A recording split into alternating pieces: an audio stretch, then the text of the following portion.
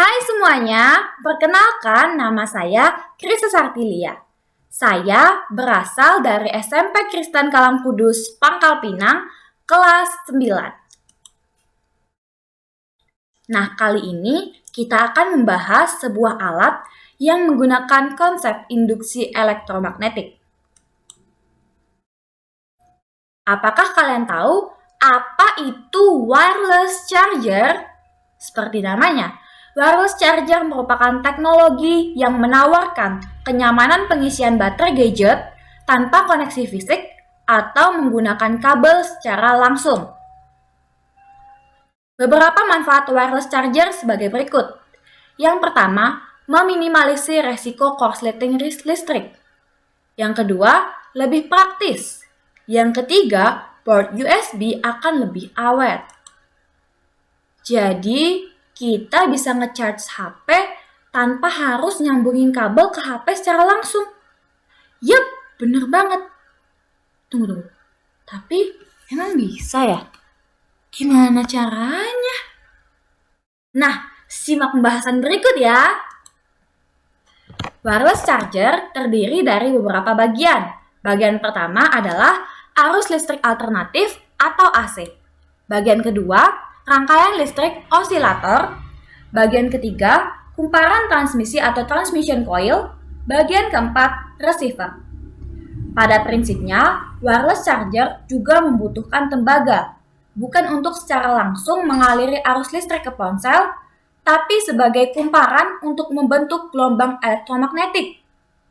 Makin banyak lilitan kawatnya, makin kuat pula gelombang elektromagnetiknya.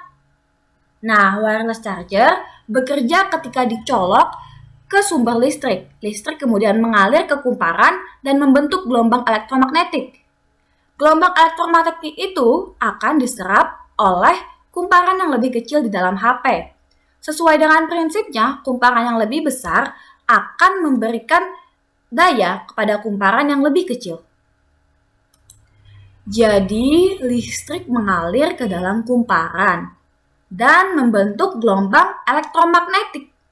Lalu gelombang elektromagnetik diserap oleh kumparan dalam ponsel, sehingga ponsel mengisi daya. Jadi artinya gelombang elektromagnetik itu menciptakan arus listrik dong, sehingga ponsel bisa terisi daya. Nah, untuk memahami cara kerjanya, kita perlu memahami teori yang mendasarinya, yaitu teori induksi elektromagnetik. Teori ini ditemukan oleh Michael Faraday pada abad ke-19. Teori ini menjelaskan bahwa melalui medan magnet bolak-balik, gaya gerak listrik bisa mengalir melintasi konduktor. Pada dasarnya, elektromagnetik melibatkan dua kata kunci, yaitu elektrik dan magnetik. Elektrik atau listrik bisa menciptakan gaya magnet, begitu juga sebaliknya. Namun proses itu tak begitu saja bisa terjadi. Dibutuhkan gaya gerak listrik di sana. Kita bisa mengingat bagaimana kita mempraktikkan teori ini di sekolah. Kita menciptakan magnet dari paku yang dililit tembaga untuk menciptakan gaya gerak listrik. Penemuan Faraday memengaruhi perkembangan teknologi modern berbasis listrik. Namun penemuan Faraday tetap membutuhkan medium kawat tembaga atau kabel untuk menghantarkan listrik, termasuk charger smartphone konvensional. Nah, terkait pengecasan induktif, sebagaimana diterapkan dalam perangkat ciptaan Wireless Power Consortium, hal itu didasari oleh temuan Nikola Tesla pada abad 19. Tesla mengembangkan penemuan Faraday dengan menciptakan kopling induktif resonansi. Tesla menyetel arus agar sesuai dengan frekuensi resonansi kumparan dari dua gulungan tembaga yang berpasangan. Lewat frekuensi resonansi dua kumparan itu, lah listrik bisa ditransfer tanpa medium kabel.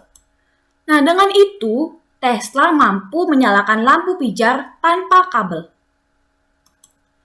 Nah, ternyata wireless charger yang dipasarkan sekarang adalah hasil perkembangan teknologi dari temuan terdahulu, seperti teori dari Faraday dan penemuan Nikola Tesla.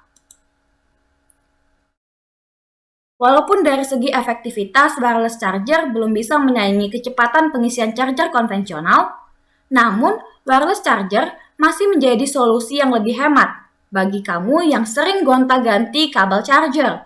Karena kabel wireless charger tidak dipasang dan lepas sesering kita charge ponsel. Teknologi akan selalu membuatmu penasaran. Dibanding hanya jadi penonton, mengapa tidak mencoba menjadi tokohnya?